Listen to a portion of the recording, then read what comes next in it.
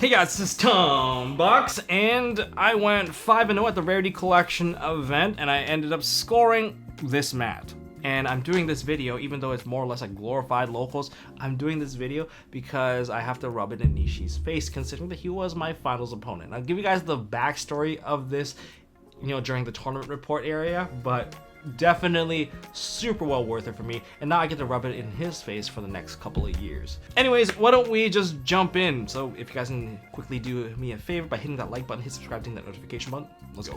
Okay, main deck, extra deck inside. Let's quickly go over it. So starting off with the 2 hydrants. I mentioned in the previous build I was gonna cut one down because you don't have the same type of opening plays anymore, and after cutting down the extra deck, this is the right choice, especially when I need to make room for Super Poly. Spoiler alert. 2 copies of Turbulence. One of the game-winning plays for me is that I tribute summoned out Turbulence. That's right, I didn't have enough material. I got 2 special summons because of the non-engine, and then I just tribute summoned this to get the set 4. Yeah, that's also kind of fun too. Next, we have triple airlifter, your 1-card starter, get your emergency. Sometimes if you already have emergency, you add rescue or alert. They both work really well, in my opinion, because you can immediately use those anyways, and therefore you're not limited to the 1 set from the hydrant. Then we have 2 Preventer. The Book of Moon effect is very, very important for some of the matchups, but I think the best effect, of course, is summoning something that's banished back onto your side of the field. That part is probably the better part of the effect. Not to mention it's a 28 body, and also it's good for climbing up the links. We have 2 rescue, Ace Impulse, and 1 engine. Why didn't you play a 3rd Impulse? I did want it at some point, but this is like more or less the halfness of the deck. You get to go Impulse into Fire Engine. If you line it up with their line, which special summons from their effect, then Fire Engine is going to bring out the Airlifter, setting up your entire hand with a free +2, adding a card into your hand. I don't think what's wrong with that. That's really, really good.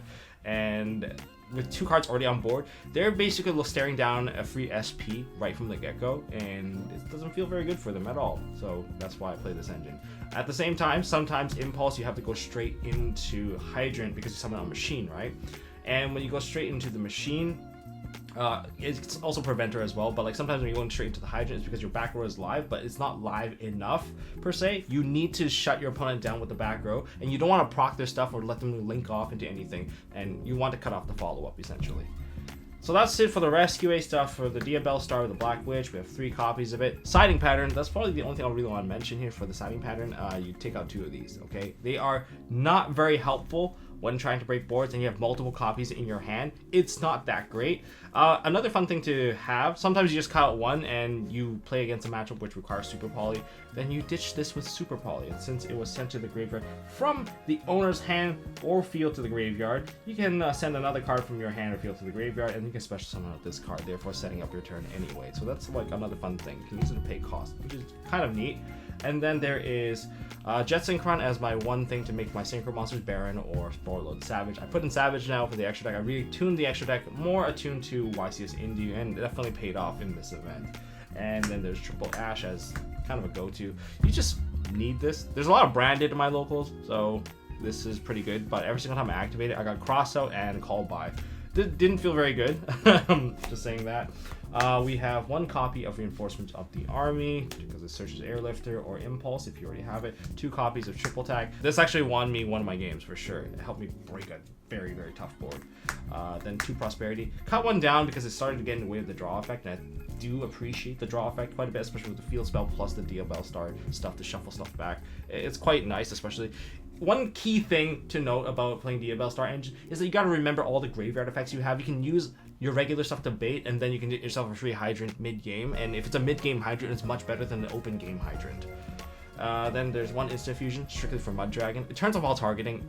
Then there's Triple Super Poly. I do play Draco Quest to break my own board. I want to play Guilty Gear so that I can eat up Baron plus another monster. Or maybe I can eat up the SP plus 1 of the Rescue Ace monster, or I can use it to eat up Infernoble. So, but I didn't put that in. I might try it out. I don't really have the space in the extra deck, but I have to cut out a utility card for it.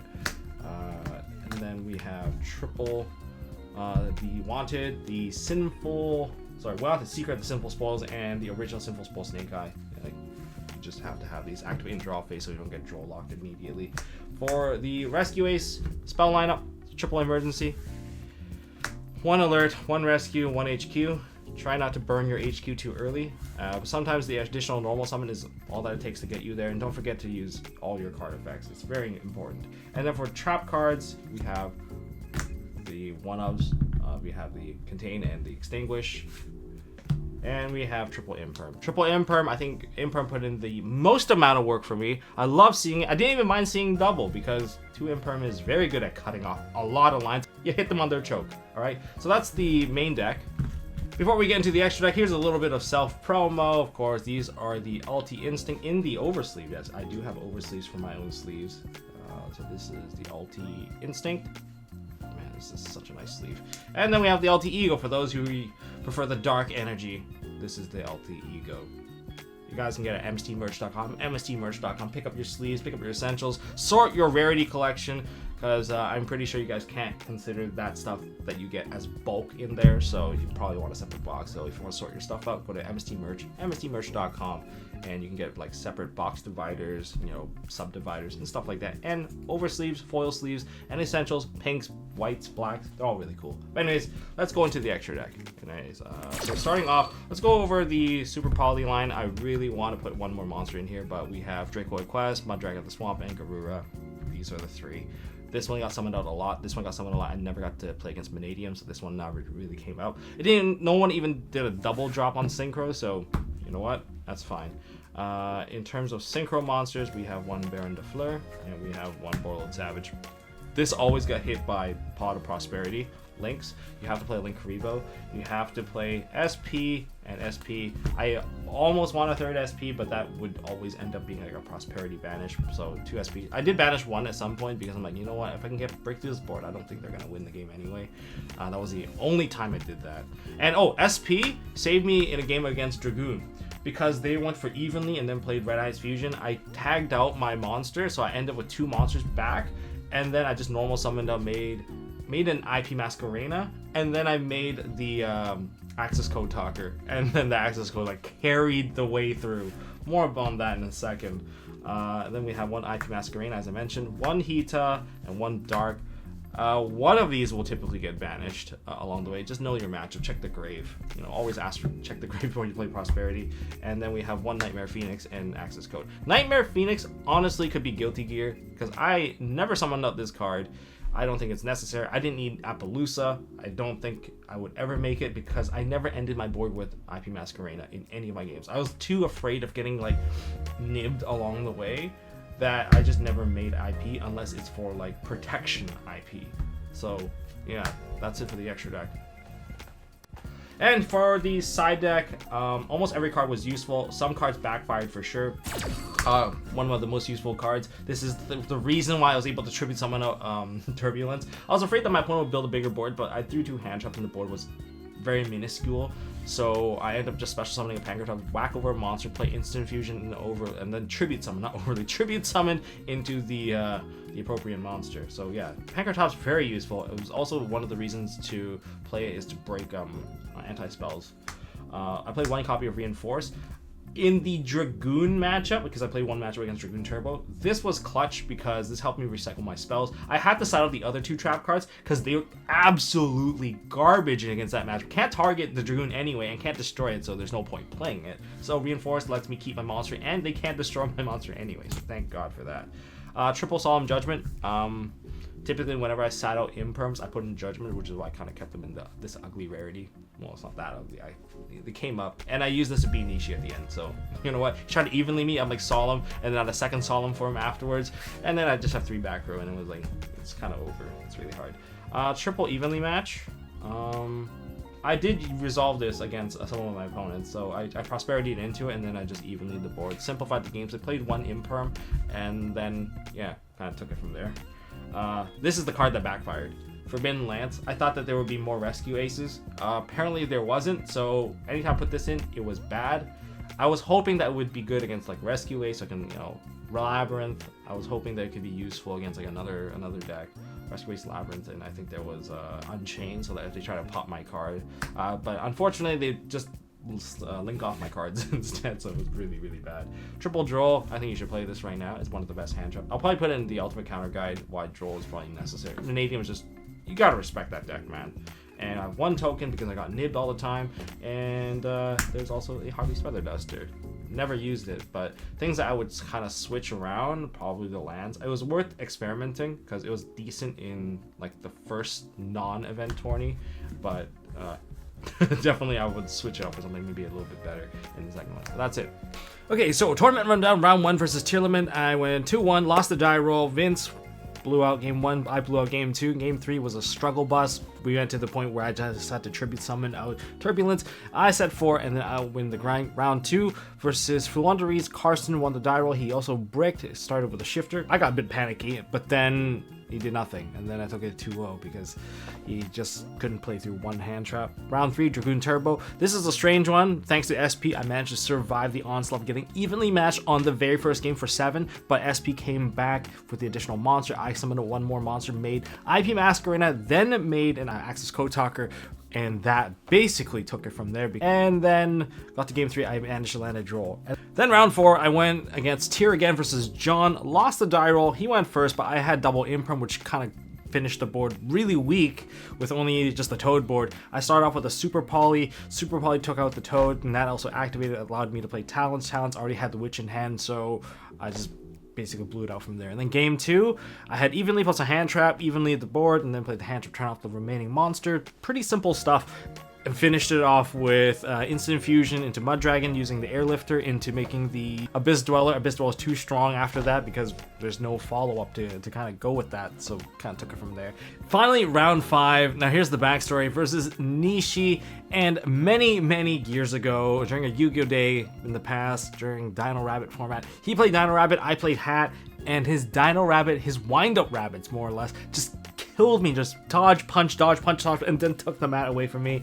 And ever since then, he's been rubbing that mat in my face for years. We'd be playing at locals, and he would whip it out and just roll it out and be like, hey, this is the mat I got off of you, and I'm gonna be taking the next one too. And that's been going on for forever. And so I finally took this mat away from him, and he really wanted this one, so it's just that much more satisfying that I took it from him. So how did that one go? He was playing Unchained, I'm playing Rescue Ace. Unlike the previous couple of weeks where we played Unchained before they even came out, this is very different. This is me, I'm a lot more confident with the deck. And so game 1, he didn't open that strong. I saw that he popped a triple tack with his own Shavara. I'm like, okay, he didn't pop one of his own regular trap cards. So when I got to Lord Gamma Impermanent, his board was super weak.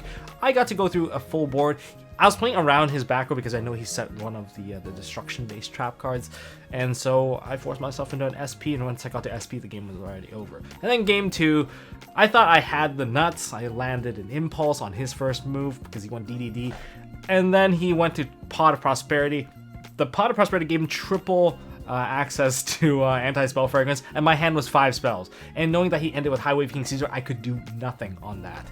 Yeah, so game 2 went to him, and game 3, yeah, I opened with Solemn Judgment in my hand because I sided them in, and I went for a full combo. He had Evenly Matched in his hand, so it didn't really matter. So I got 1 Judgment from the opening hand, and then I finished my board with a second Solemn Judgment, and so I have the Extinguished, Contain, and the last, I think it was Rescue at the end, and then it was a full board with SP, and there was also a Baron de Fleur also on the field, so there was no way he was getting anything out onto the field.